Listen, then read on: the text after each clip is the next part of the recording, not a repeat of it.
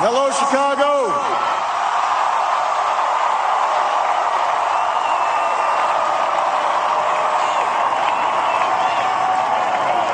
If there is anyone out there who still doubts that America is a place where all things are possible, who still wonders if the dream of our founders is alive in our time, who still questions the power of our democracy, tonight is your answer.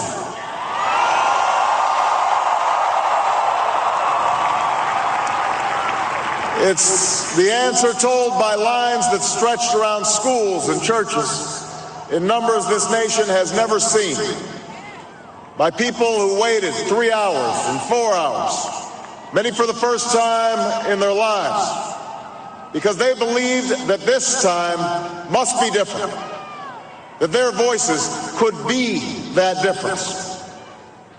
It's the answer spoken by young and old, rich and poor, Democrat and Republican, black, white, Hispanic, Asian, Native American, gay, straight, disabled and not disabled, Americans who sent a message to the world that we have never been just a collection of individuals or a collection of red states and blue states. We are and always will be the United States of America.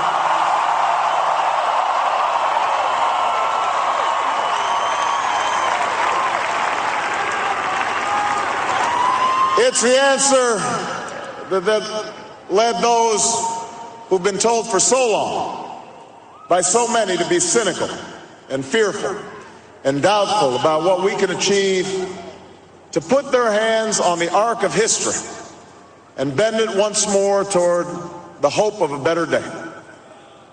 It's been a long time coming, but tonight, because of what we did on this day, in this election, at this defining moment, change has come to America.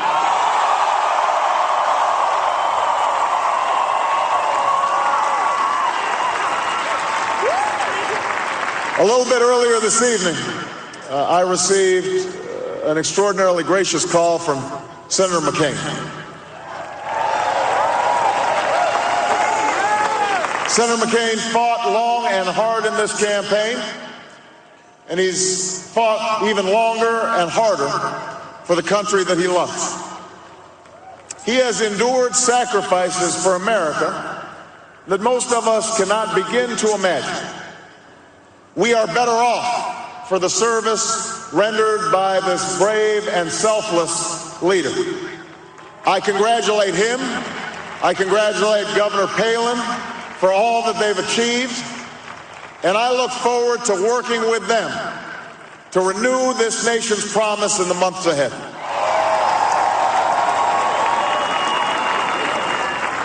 I want to thank my partner in this journey, a man who campaigned from his heart and spoke for the men and women he grew up with on the streets of Scranton and rode with on the train home to Delaware, the Vice President-elect of the United States, Joe Biden.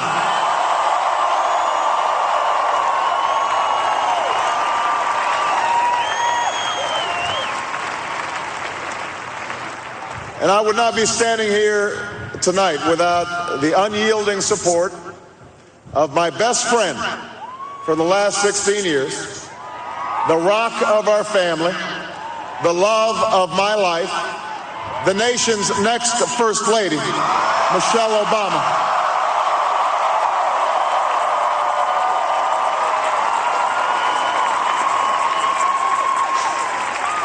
Sasha and Malia, I love you both more than you can imagine, and you have earned the new puppy that's coming with us to the White House.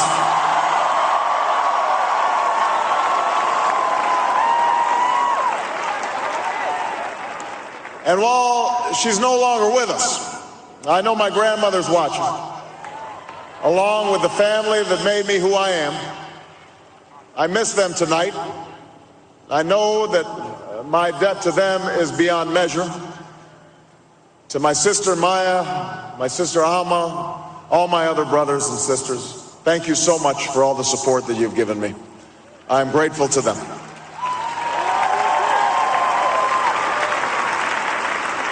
To my campaign manager, David Plouffe.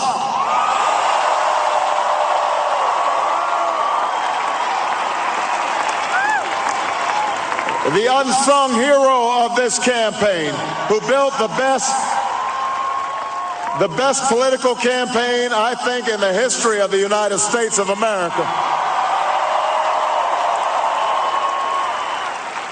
To my chief strategist, David Axelrod, who's been a partner with me every step of the way. To the best campaign team ever assembled in the history of politics, you made this happen, and I am forever grateful for what you've sacrificed to get it done. But above all, I will never forget who this victory truly belongs to. It belongs to you. It belongs to you. I was never the likeliest candidate for this office. We didn't start with much money or many endorsements. Our campaign was not hatched in the halls of Washington. It began in the backyards of Des Moines, in the living rooms of Concord, and the front porches of Charleston. It was built by working men and women who dug into what little savings they had to give $5 and $10 and $20 to the cause. It grew strength from the young people who rejected the myth of their generation's apathy, who left their homes and their families for jobs that offered little pay and less sleep. It drew strength from the not-so-young people who braved the bitter cold and scorching heat to knock on doors of perfect strangers, and from the millions of Americans who volunteered and organized and proved that more than 2 centuries later, a government of the people, by the people, and for the people has not perished from the earth. This is your victory.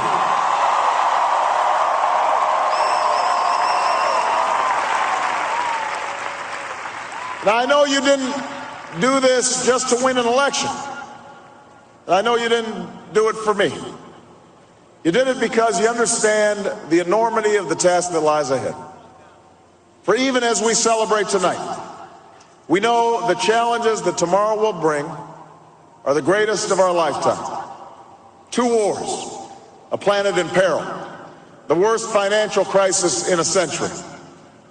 Even as we stand here tonight, we know there are brave Americans waking up in the deserts of Iraq and the mountains of Afghanistan to risk their lives for us. There are mothers and fathers who will lie awake after their children fall asleep and wonder how they'll make the mortgage, or pay their doctor's bills, or save enough for their child's college education. There's new energy to harness, new jobs to be created, new schools to build, and threats to meet, alliances to repair. The road ahead will be long. Our climb will be steep. We may not get there in 1 year or even in 1 term. But America, I have never been more hopeful than I am tonight that we will get there. I promise you, we as a people will get there.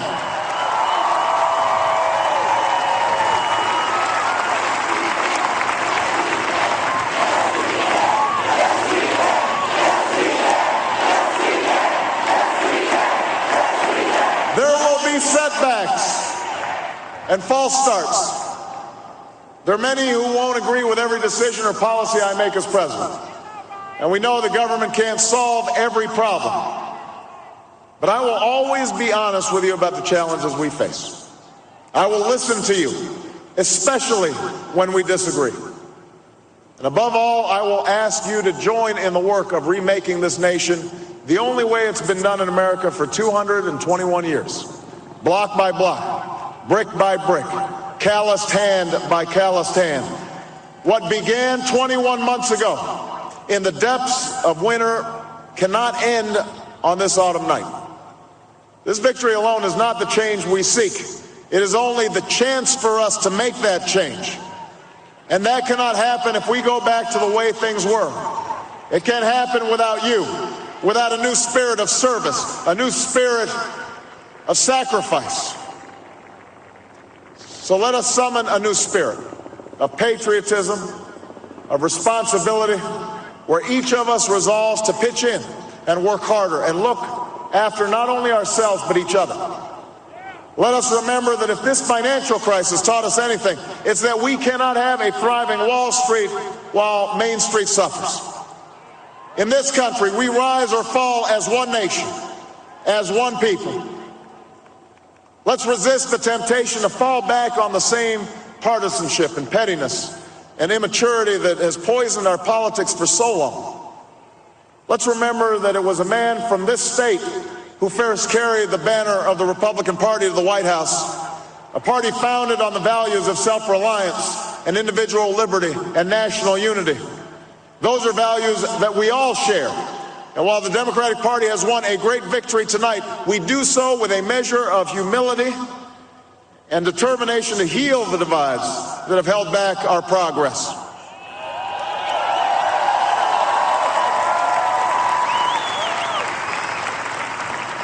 As Lincoln said to a nation far more divided than ours, we are not enemies, but friends.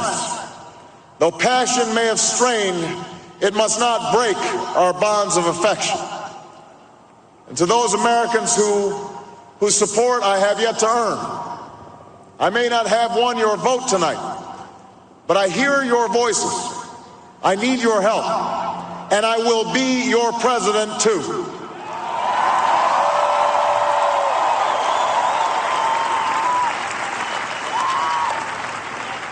And all those watching tonight from beyond our shores, from parliaments and palaces, to those who are huddled around radios in the forgotten corners of the world, our stories are singular, but our destiny is shared. And a new dawn of American leadership is at hand.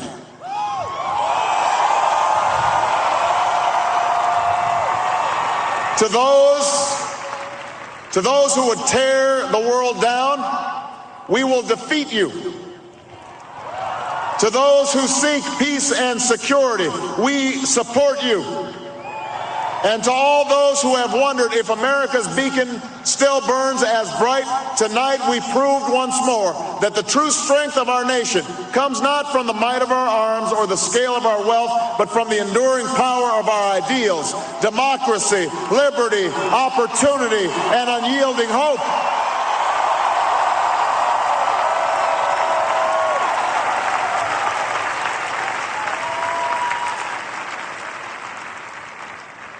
That's the true genius of America, that America can change. Our union can be perfected. What we've already achieved gives us hope for what we can and must achieve tomorrow. This election had many firsts and many stories that will be told for generations, but one that's on my mind tonight is about a woman who cast her ballot in Atlanta. She is a lot like the millions of others who stood in line to make their voice heard in this election, except for one thing. Ann Nixon Cooper is 106 years old. She was born just a generation past slavery, a time when there were no cars on the road or planes in the sky, when someone like her couldn't vote for two reasons: because she was a woman and because of the color of her skin. And tonight, I think about all that she's seen throughout her century in America: the heartache and the hope, the struggle and the progress, the times we were told that we can't, and the people who pressed on with that American creed: yes, we can. At a time when women's voices were silenced and their hopes dismissed, she lived to see them stand up and speak out and reach for the ballot: yes, we can. When there was despair in the Dust Bowl and depression across the land, she saw a nation conquer fear itself with a New Deal, new jobs, a new sense of common purpose: yes, we can. When the bombs fell on our harbor and tyranny threatened the world, she was there to witness a generation rise to greatness and a democracy was saved: yes, we can. She was there for the buses in Montgomery, the hoses in Birmingham, a bridge in Selma, and a preacher from Atlanta who told the people that we shall overcome. Yes, we can. A man touched down on the moon. A wall came down in Berlin. A world was connected by our own science and imagination. And this year, in this election, she touched her finger to a screen and cast her vote. Because after 106 years in America, through the best of times and the darkest of hours, she knows how America can change. Yes, we can. America, we have come so far. We have seen so much, but there's so much more to do. So tonight, let us ask ourselves, if our children should live to see the next century, if my daughters should be so lucky to live as long as Ann Nixon Cooper, what change will they see? What progress will we have made? This is our chance to answer that call. This is our moment. This is our time to put our people back to work and open doors of opportunity for our kids, to restore prosperity and promote the cause of peace, to reclaim the American dream and reaffirm that fundamental truth that out of many we are one, that while we breathe, we hope, and where we are met with cynicism and doubt and those who tell us that we can't, we will respond with that timeless creed that sums up the spirit of a people. Yes, we can. Thank you. God bless you, and may God bless the United States of America.